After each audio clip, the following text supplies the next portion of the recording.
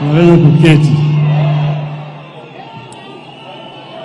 Your Excellency, Mheshimiwa William Samoei Ruto, the President of the Republic of Kenya, the governors, distinguished guests, ladies and gentlemen, hamjambo. Hamjambo tena. Yes. I first want to begin by thanking everybody who has come here today to help us do a send-off to George Nyangira Oduor. It is very, very painful and it's very difficult for me to talk about George. But first let me begin by bringing condolences from Mama Aida, my wife, who cannot be here today because she's on a mission in Korea. That's why she's not here. George is a part of our family. And you see, it is now 10 years since we lost our first son, Fidel. And now George is gone. It's so painful indeed. If you say somebody is ready to take a bullet for you, George. I've known few people who can be as committed and dedicated like this young man. We have had, as they have said, a very difficult time sometimes. George is a very cool person and very intelligent, very observant. You think he's a fool when he's next to you, but he's thinking very deeply. So when he comes and tell you, this place is not safe, let's get out, you must get out very quickly. So it is very painful indeed. George worked for me. He did not work for Jaramogi. Just very brief. Jaramogi was very brief around there. When we recruited George, we sent him for training to South Africa. And in South Africa he trained and was top of his class as a security officer. You can see his report. Later on we sent him to Israel. Again, he trained in Israel for 3 months on security. If you look at his report, very, very, very exemplary. So he was a very highly trained officer. He even trained in the United States. He knows how to sense trouble. He feels it and he wants you. This is going to happen. This is going to happen. So we knew each other so closely, so well with George, and we've traveled around the world with him. Of the 7 continents, we've been with George to 5 continents, except Arctic and Antarctica. He's been all those places. And he's so familiar with many other things. When you go to a place within a short period of time, he has moved around and he has scouted and know where the danger is. So it is painful. But the other people you've seen here, they call the veterans. Veterans, wasimami. Those people there. Hello? Veterans from Kono. These are the people who have been with us. There's very many, they are battle hardened. Asanteni sana. Ni hao watu ambao wamekuwa pamoja na George throughout all this period of time.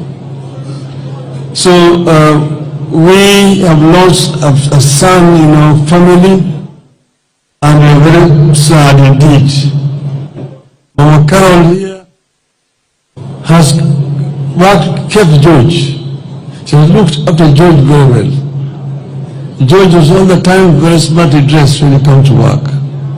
Thanks to Carol. Yeah. So I thank all of you for coming here today.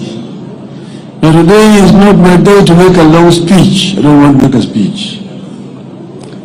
But wacha niseme hivi. Kenya hii iko hapa na itabaki. Dunia ni daima, lakini binadamu haishi dunia daima. Kwa hivyo Kenya ni moja peke yake. Mpaka tulinde Kenya, na vile tubadilishe Kenya. Na Kenya italindwa na itabadilishwa na Wakenya, si mtu mwingine. Kwa hivyo Kenya mpaka wasimame pamoja. Yale ambayo tunataka ni ubaguzi ya kijinsia, ubaguzi ya rangi, ubaguzi ya kikabila, ubaguzi ya huyu ni mzee, huyu ni kijana, huyu ni mama, huyu ni mlemavu. Hatutaki. Tunataka kuunganisha Kenya wawe kama kitu kimoja. Hiyo ni muhimu sana. Pili, neno langu la pili, Junet Yare amesema tulipigania kwa nguvu na dhati tupate katiba mpya. Kuna watu wengi ambao walikuwa wanataka katiba mpya. Sana walikuwa wanapinga sana mambo ya ugatuzi. Mmoja akatuambia ati watu wengine wanaitwa governors. To govern what? Kwa hivyo ugatuzi ilikuwa na maadui wengi zaidi. Ndio sababu kuna zingine ambayo hatukuweka. Kuna zingine ambayo ziko katika ile bomas ya kwanza draft. Lakini ziko katika hii katiba ambayo tuko nayo sasa siku leo. Hii katiba is still work in progress. Lakini ugatuzi ilikuwa muhimu zaidi. But devolution is not working. The devolution is still not working properly. If devolution were allowed to work properly, you will see the fruits of devolution. Go to Germany and see how a devolved system works. Very, very efficient indeed. You know, we did not, for example, devolve education.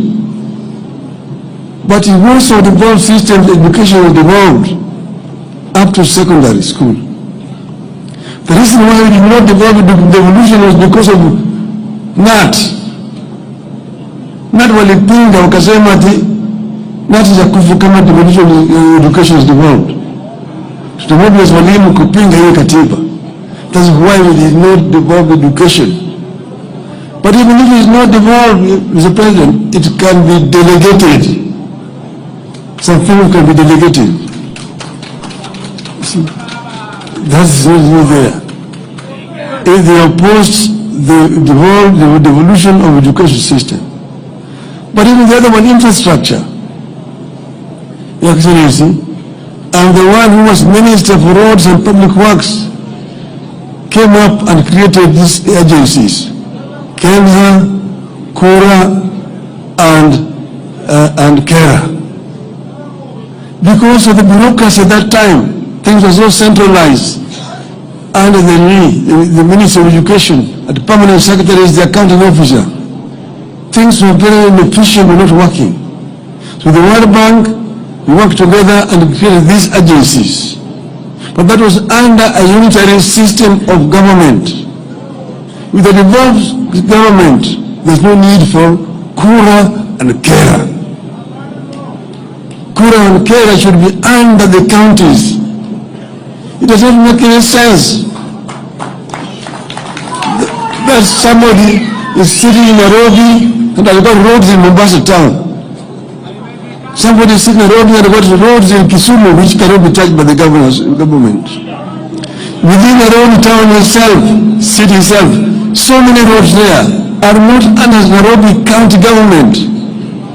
They're under national government. That's why it's so inefficient. It's so inefficient. Let us devolve funds to the counties. And as I was told the MPs, and they disagree. CDF, national government, give that seat of the government, but to the counties, not the MPs. So lately, members of parliament, Your Excellency, have no business concerning rules. The role of members of parliament is clearly stated: representation, legislation, and oversight. How do you oversight when you yourself are actually implementing?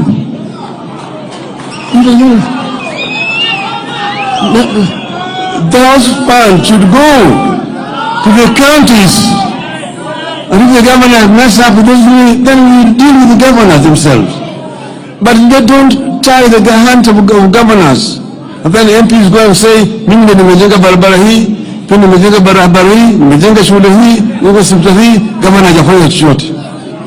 Because the governor has not been given the money. Give the money to the governors. That devolution will work properly. And that's why I say that if they don't do it, we will make it an election subject. Campaign properly against the members of parliament. So that members of parliament should allow governors to do their work and then do oversight, which is your constitutional duty. That is what I wanted to say today. I don't want to make a long speech. My brother, Mheshimiwa Rais wa Jamhuri ya Kenya, karibu ongea na watu wako.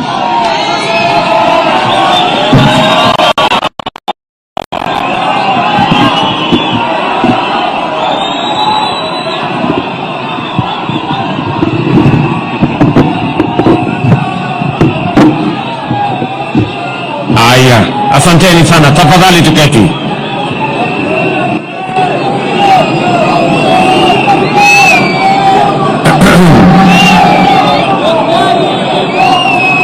Mama Karen, mjane